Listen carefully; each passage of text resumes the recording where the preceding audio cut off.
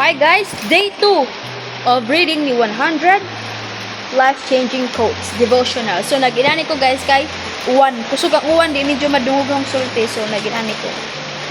So ang atong topic karon is all about self-growth, no? Gihapon same. So ang quote karon is, success is not final, failure is not fatal, it is the courage to continue that counts. So by Winston Churchill. So success is not final, failure is not fatal, so di makapatay. Then it is the courage to continue that counts. So it is the courage para mo continue ta sa pag-ihap in ana ng success. So in our walk with God, success and failure are both temporary moments. Yes, kay sa tanang ay mga butang nga naa diri sa palibot, temporary ra gid na kay mawagtang man, makuha nimo lagi manaan nimo tas mga pila ka days mawala ra po, di ba? Then what truly matters is the courage to keep going. So kanang imong endurance nga magpadayon. So courage no nga magpadayon. Trusting that God is with us through every triumph and every setback. So naa ang Ginoo sa atong kalisod ug sa atong kaginhawaan. So no. His strength allows us to persevere, reminding us that His grace sustains us through every challenge. So ang gihatag sa Ginoo ang kusog diri kanato no aron mag-persevere, magpadayon.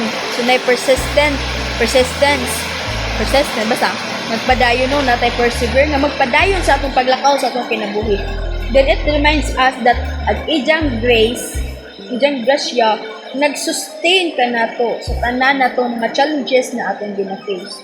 So in Philippians 3:13 giingon diri nga, brethren, I count not myself to have apprehended, but this one thing I do, forgetting those things which are behind, and reaching forth unto those things which are before.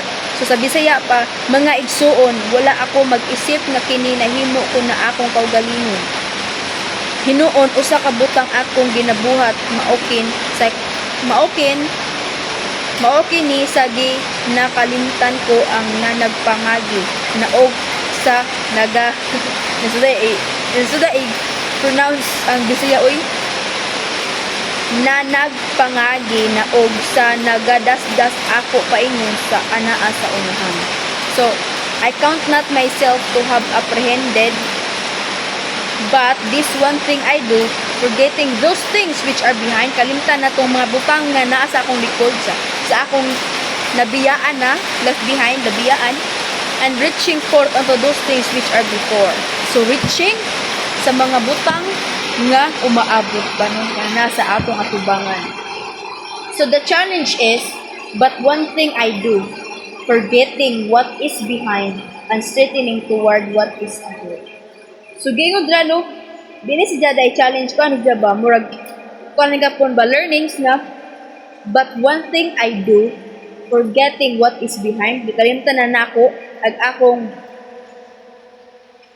nabilin or akong kibali past, then straightening toward what is ahead.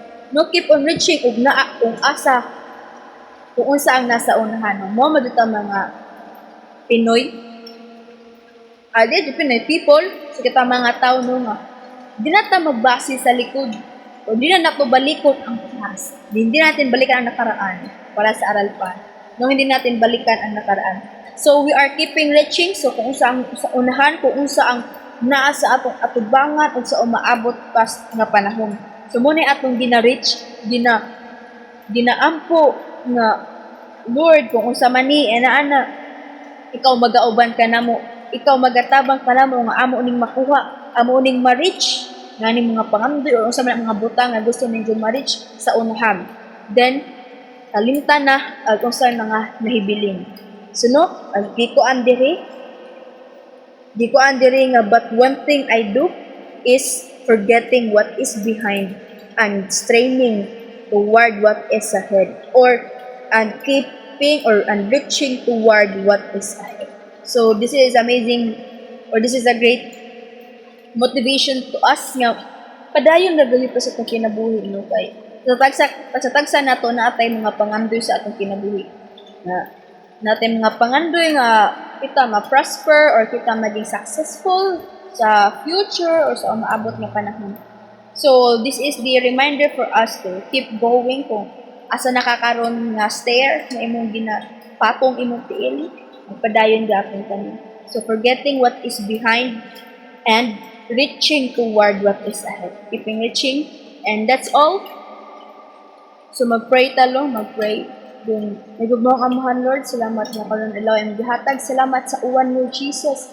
Yung gihatag dili ka na mo. Lord, salamat sa kaning nga pulo nga amon nga basa, Lord, nga kani pinaagi ani, Lord, na-encourage me, naging motivate me, pinaagi ani nga quote, Lord Jesus, ilabi na passage, Lord Jesus, nga amo nang biyaan or amo nang kalimtan ang mga asa kung usa na among nasa mo past o nasa among behind Lord Jesus mo, but more focus me kung usag among gina-reach onward, Lord Jesus, sa karong nga future, Lord. So maabot nga future, Lord Jesus. Help us, Lord, uban kami, Lord, sa among tinguha nga sa pagpaday sa among kinabuhi sa pag-reach sa among mga pangandoy, Lord, nga ikaw magauban ka na magagiya nga nahigapon mo sa saktong gianan, Lord, nga ikaw may maya, Lord Jesus. Ito yung tanan, Lord, masulod mo sa mga nahon na kasing-kasing o gilabi na amo pa na share sa uban, Lord. Kung ni ginaampo, ginasaloy, o gilabi na di pasalamatan sa imong ngalan. Amen and amen. Thank you, everyone.